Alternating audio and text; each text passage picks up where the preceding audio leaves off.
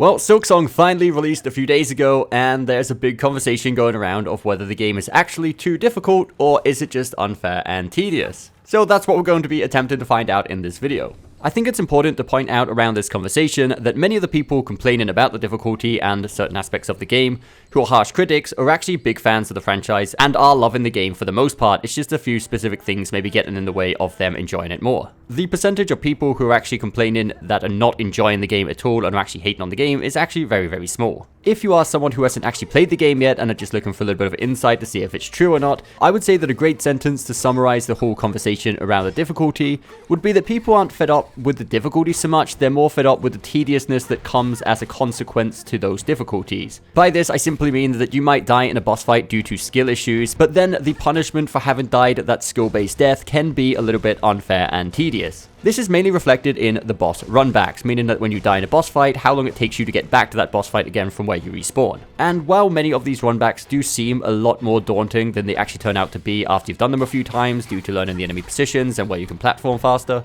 Though before we jump into anything specific talking about any of these areas, I do want to use this as your spoiler warning. We're not going to be showing you like the final boss of the game or the entire map of the game or anything like that in this video, but just due to the conversation itself, we are going to be showing you maybe some of the boss fights and some areas we have to run through just to prove a point of certain things we're going to be talking about. So if you don't want to be spoiled about anything at all, I do recommend clicking away right now. Now, if you are still here, you probably realize what I'm about to show you when I'm talking about runbacks. If you've done the Biowater area, you know exactly what I'm talking about, man. Like, that runback to that boss fight is absolutely insane. And while the runback isn't necessarily difficult, it can be fairly tedious due to a few reasons. A, you've got to be careful to not fall in the water to get the maggots. Also, with the pogo section near the end, the flying enemies don't always spawn in the same positions, so you've got to pay attention to what spawn pattern they have on that exact attempt and adapt adequately. Then even on the final rundown towards the boss room, the enemies have different spawn patterns, so you got to be careful with that each time. And heck, even when you do finally make it to the boss, you've got to deal with a few mob waves before you actually start the boss fight.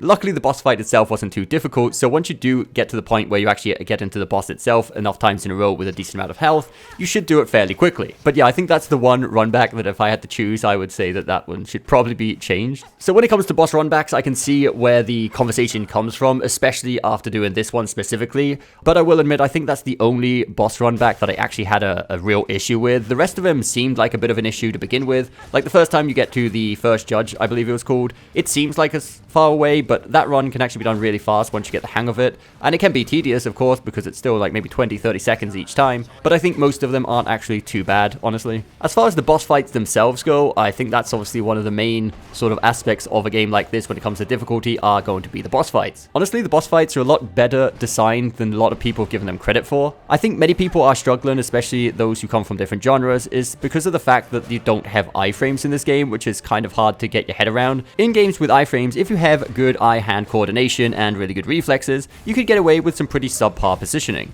However, in games without iframes, it's all about positioning and timing. And while there are exceptions to this, I think the bosses do a really good job when it comes to the AI of positioning. Like, you don't often get trapped in corners. Like, the AI of the bosses know what it needs to do to avoid that from happening. Like, obviously, you've got to do your part to avoid getting cornered as well, but oftentimes, after their attack, if you're in a corner quite close to them and they've got you trapped, they'll do a few things. They'll like do a few steps back and start another attack, or they'll actually initiate a jump attack to give you a chance to go under them to get the other side of them. This is what I mean by they do a good job, and they are aware you don't have iframes, so they don't put you in positions where you would need to iframe through an attack. Which seems like that should obviously be the case, but you'd be surprised the amount of games that don't actually take this into account, and you just generally do get trapped in situations you can't do nothing about. Now, unfortunately, when it comes to the boss's coordination with the mobs in the room at the same time as them, they don't seem to have too much connection in the sense that they can put you in situations where you can't physically dodge both their attacks at the same time. This doesn't happen all that often, but it can happen sometimes where you're literally in a situation where there's nothing you could have done to avoid both of the attacks,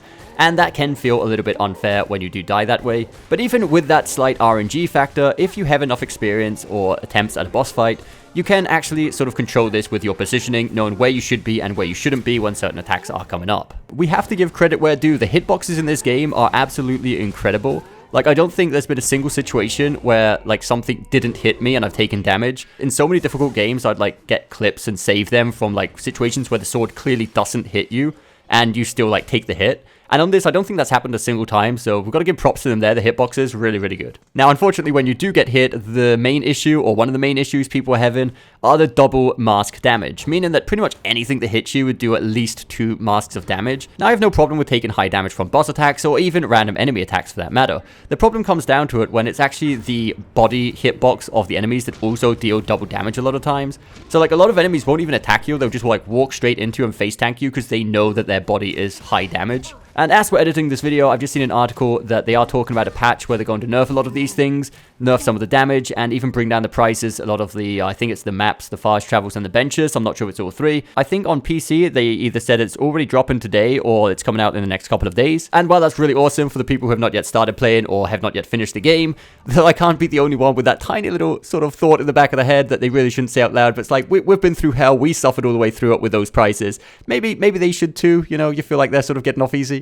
But no, in all honesty, I'm glad they are listening to the community and actually fixing some of these things that are actually issues. Another conversation point is the fact that in this game, you can't just get really OP at the start of the game. Many difficult games, you can sort of go off, farm, level up, build your character a bit more, and then come back a lot more powerful to defeat the enemy. In this game, I do feel like, I hate that I'm going to say this, but you have to get good, right? Like, you actually have to learn the boss. There's no way to really get too overpowered and then come back and absolutely demolish him, even without learning the boss. And while it may seem like a mean thing to say, I think it is genuinely a good thing that way we actually have to learn the boss moves, and that feeling of satisfaction you get when you finally defeated the boss, especially knowing it's because you did actually get better at the game, and you would be pretty confident that you could do it again if needed be. However, when games allow you to get as overpowered as you want from pretty much the start by just leveling up, there's a situation where you never actually get much better at the game, and the next time you do a playthrough, you're going to be in the exact same situation you were the first time. By no means does that mean that the exploration is not rewarding in this game. The exact opposite. You actually can get some really cool tools, some weapons, some mask upgrades, silk upgrades, bunch of stuff that can definitely help you out in your progress. What I mean by this is even if you do decide to pick up all of the extra stuff, it's not going to instantly make you overpowered and be able to one-shot everything. And maybe I'm a bit of an idiot, but honestly for me the exploration will mainly about getting the mask shards and the spore fragments to get extra silk, extra mana. And that's not because the tools aren't really useful in this game. There's actually some really amazing stuff out there. But honestly, I'm a bit of an idiot, and for some reason, I just enjoy using like the core mechanics of games like this, especially when they're difficult.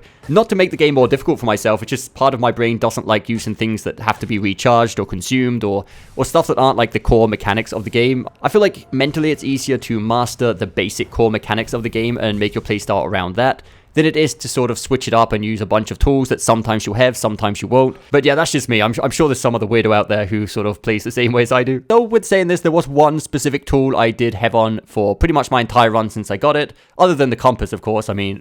And the one tool I'm talking about is the injection band. The injection band pretty much just speeds up the healing animation. I feel like that one was pretty much essential. Anything else I could live without. I literally didn't use anything else, like I said, except that. The healing band, really, really good. Makes you heal quicker, because that animation, damn, that was long sometimes. Something I feel like people don't take advantage enough on this game is the fact that you can heal in mid-air. That opens up so much more timing for you to heal. Like, anytime you know the enemy's going to do a charge dash, like, you can just jump up into the air and heal and wait for their attack to blow over. That means you don't even have to waste the opening after the attack on healing when you can heal in the mid of their attack. If you're a Souls player, you've probably heard of the term input reading. And in this game, as far as I'm aware, it doesn't look like that's even a thing, so that even adds to it being a bit easier. Input reading, for those of you who don't know, especially happens with healing, unlike the Souls franchise, that certain bosses have movesets that are designed specifically so that when you press that heal button, no matter where you are or how far away you are, they have some move that they can automatically trigger that will reach you and impede you from healing. Often this will involve something like a really fast dash or a jump all the way across the arena just to hit you and avoid you from running away really far and healing all the time. And honestly, in Silksong, I don't feel like they have many input reads. Like, if it looks like it's safe to heal, generally it usually is pretty safe to heal. Honestly, everything I've mentioned up until this point is fine with me. Generally, I think everything we've said has been mostly positives and defending the game. But the one thing I will put my foot down and admit that I have been pretty tilted by this in multiple occasions on the game